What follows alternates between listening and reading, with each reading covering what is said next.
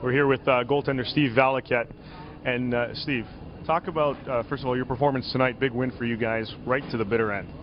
Well, we have been really fighting hard in the standings for the last few weeks. We've made a lot of trades. We've lost 5 of our players in the last few days. Yeah. So today's game was a challenge because we had a lot of youth in the lineup. We had 4 really young defensemen, 3 or 4 17 and 18-year-olds. So our team kind of resembles an OHL team a little more than a KHL team right now. Yeah. But the enthusiasm helps, and what they lack in experience, it's helping out with us with the energy on the ice. Now, for a lot of people back home in Canada and the United States that are a little unfamiliar with the K and don't really understand it, can you give a brief description of the league and the type of tempo that it has? Well, it's a very competitive league that's similar to the NHL in the sense that our schedule is we play every other day. We don't play back-to-back games, but we have tournament breaks every few weeks. So what happens is the schedule is really condensed, and then we have almost mini training camps 3 or 4 times a year where we practice twice a day. Oh, wow. So it's very challenging in that you can be in the season, and then for a week and a half you're not playing at all, but you're training very hard. So there's a lot of up and downs and busy moments and then slow moments during the season.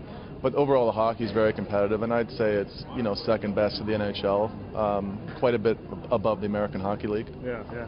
So for guys that are considering the K for next season and beyond, what type of advice would you give them when they're going through the whole process of deciding whether or not this is a viable option? Well, the thing is you don't really know what it's like until you get here, and there's a lot of things that you have to adjust to. I've pretty much had to change everything that I've ever done, as far as my pregame preparation, what I eat, how I rest, how I train.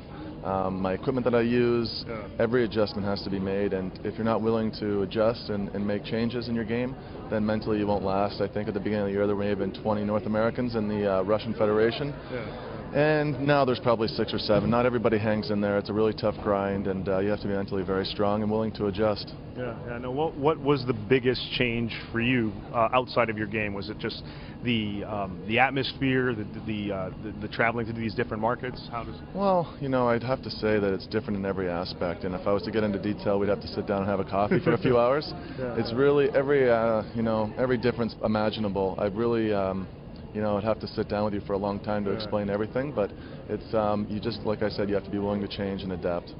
You're brushing up on your Russian. You're getting a good understanding. Yeah, говорю чуть-чуть по-русски. No problem. There you go. There you go. I think he said I speak Russian or understand Russian, so I'm getting there too. Yeah. Steve, thanks very much for this, buddy. Really appreciate it. All right, take care. We'll catch up with you soon. All right. Hi to all the folks back in Canada, Mom and Dad, Bolton, Ontario.